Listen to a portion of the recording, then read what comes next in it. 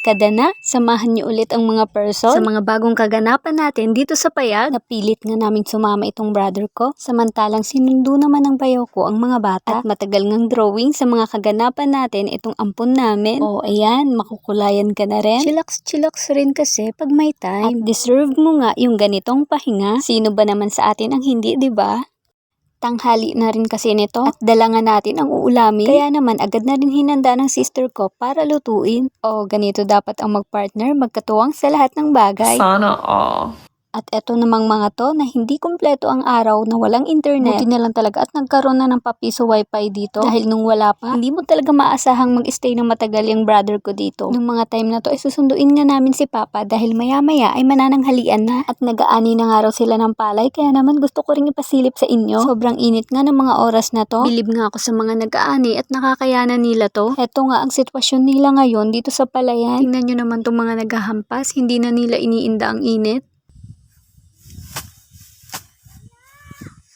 At eto naman ang mga naipong palay nila Papa. Nagpapalid na nga sila o hinihiwalay ang ipa sa palay sa pamamagitan ng ihip ng hangin.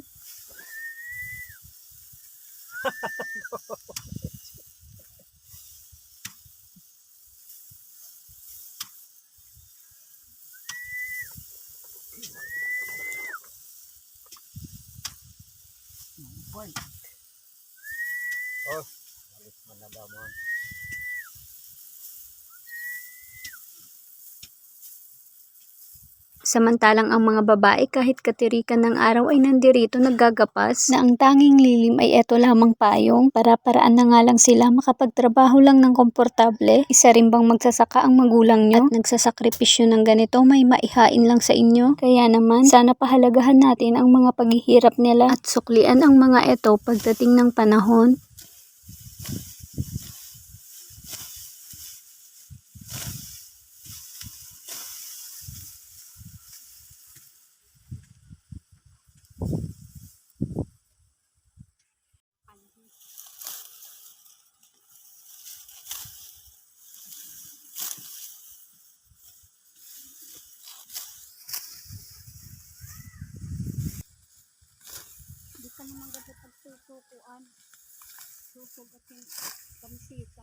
Dahil oras na para mananghalian, bumalik na kami sa Payag at sakto naman na malapit ng maluto. Itong nilulutong sabaw ng sister ko, siya nga muna ang punong abala dito sa kusina.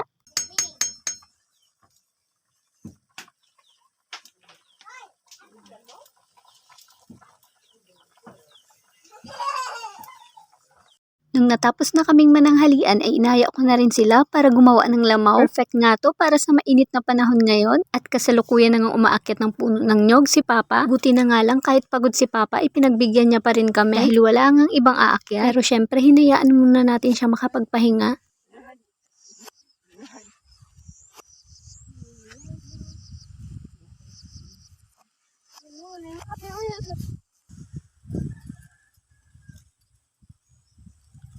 Kinakain to? Mama, kinakain yan? Kinakain to?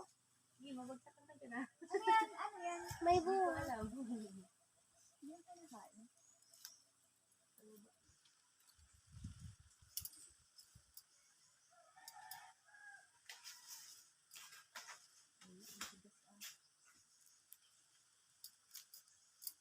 Wala.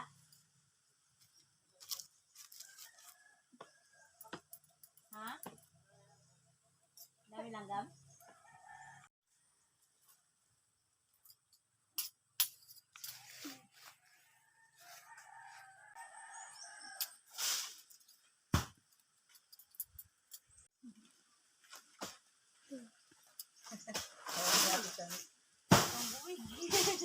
Ayun! Naihulog na nga ni Papa ang isang buwig na buko. Kaya naman nung pababa na rin siya ay nagsimula na rin kaming pulutin ang mga ito.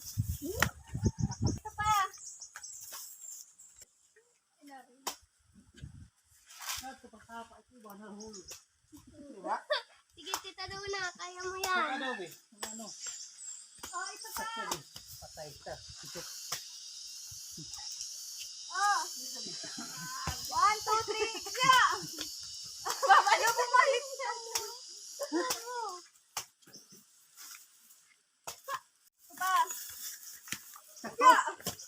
Sakto? Bahala ka mo kay. Nagman ko no. Ito. Ano ka? Ate. Nabuka. Picture o. Durog nga ni. Nadurog nga. Tama yung Huwag mo yan. Dito mahirap na pula. Kaya. Okay ka lang dyan, Adeng? Hindi ka takot sa linta?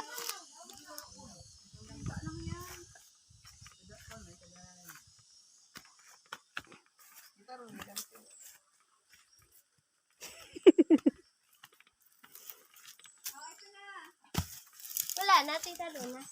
Uy, yakit mo ka dito. Asiyahe. Wave! Asiyahe ko. Basta mo na. Wave! Asiyahe ko. Basta. Lagot ka sa pinya. Nung nahakot na nga namin lahat ay nag-set up na rin kami ng dahon ng saging para hindi naman mukhang marumi ang ginagawa natin. At etong ang bayaw ko ang tagabiyak ng mga buko. At syempre hindi dapat masayang ang sabaw. Tingor, ngiram-kiram kasali.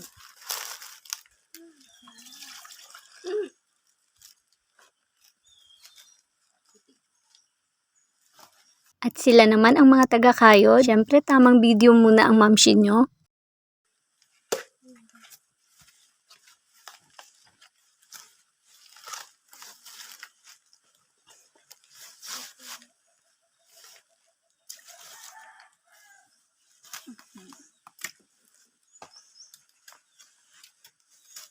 At eto si ate, nilapitan kami para humingi ng buko. Maganda nga po yan sa'yo, lalo na at buntis ka. Nung natapos na nga kami ay hinakot na namin itong mga pinagbiyakan ng buko. Dapat nga iitaob natin ito para hindi pa mahaya ng mga lamok. At oras na nga para timplahan natin itong lamaw natin. Lalagyan po natin yun ng biskwit at ito dinudurog na nga ng sister ko. Dapat po ang ilalagay nating biskwit ay walang palaman. At heto sinimula na ngang lagyan ng kondensada. Sinunod na nga rin itong powdered milk. Mas maraming gatas nga ay mas masarap. Hindi pa man kumpleto ang sangkap nito ay eto naglalaway na ang brother ko. Hinalo. Sa ibabaw lang yung kaya. Paano sing daming na nainom? Buog. At nakakasexy kasi pag kami may pinupulo. Wow! Nakakasexy kasi yung may... O, gamitan mo na ng sando. Tabang! Siyempre, Nahalo! Apurado ka masyado. Ayan na nga ang pangpenaling sangkap. Yung gamot sana sa UTI pero nilagyan ng royal. Pagbigyan nyo na, ngayon lang naman to. Ganyan kasi kami maglamaw. And for final touch, mekos-mekos mo na yan, insan. Sorry naman kung nag-crave ka bigla ng ganito. Damay-damay na lang talaga sa paglalaway dyan. Tamang pa-refresh nga lang kami nito dahil hindi pa dyan natatapos ang mga ganap natin. ay, sorry. Pakta na naman. Tasan mo, tasan. Bakit di ba din nalagay ko naman. Ay! Magano pa sa bulol. Ilan ka nagalakan mo? White niya yung balo. Ang tawag doon, Mr. and Mrs. Isa?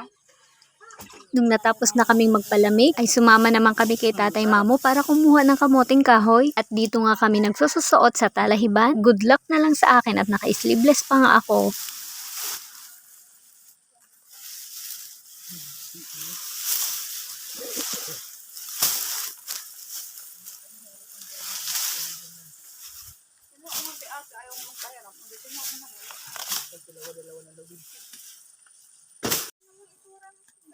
Laki niya. Malaki.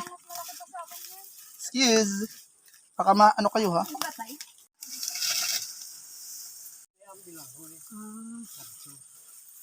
Na-harvest na din yan.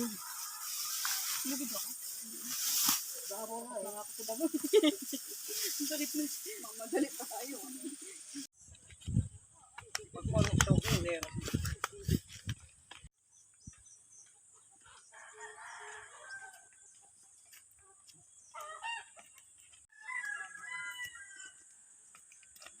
At dahil may kahabaan na rin itong video natin, kaya naman hanggang dito na lang muna mga mi. Abangan ang part 2 ng mga susunod na ganap natin. Hanggang sa muli, salamat!